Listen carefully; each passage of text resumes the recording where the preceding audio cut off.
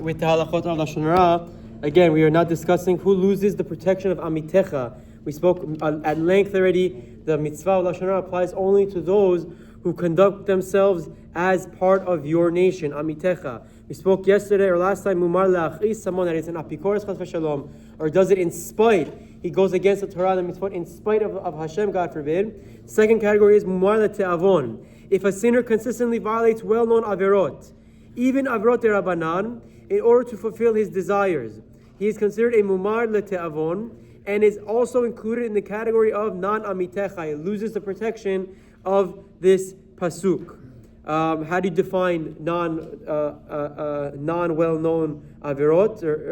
That's the subject of the debate. But the Achronim write that if someone taught him the halacha once or twice and he disregards it still, then he loses the status. Otherwise, he can state that, no, I didn't know this is not allowed. I didn't know that whatever I'm doing is inappropriate. The halacha continues and says, however, as his level is not as low as an apikores or Mumar Le'Teavon, like the first category we explained about, one may only embarrass him and speak negatively of him if certain conditions have been fulfilled.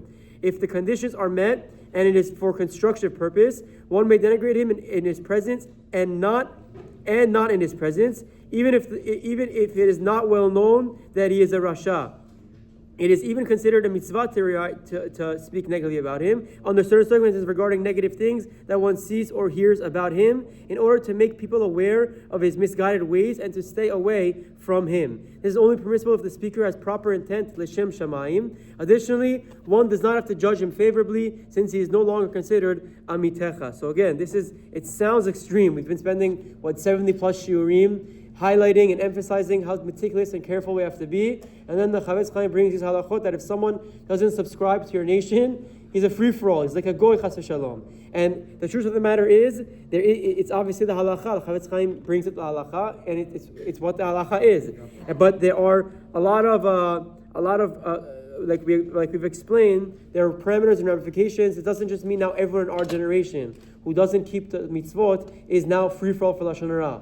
Most people are tinok shenishma. Most people actually don't know, and if they actually don't know, then they are still part of Amitecha. They're protected by this clause in the pasuk. So again, this is referring to someone who is a Mumar Le'Teavon. He has a desire, a temptation, and he was made aware of this, that it was not allowed, and he continued to do it anyway. Then he loses his protection from this halacha. Have a wonderful day. Mitzvot.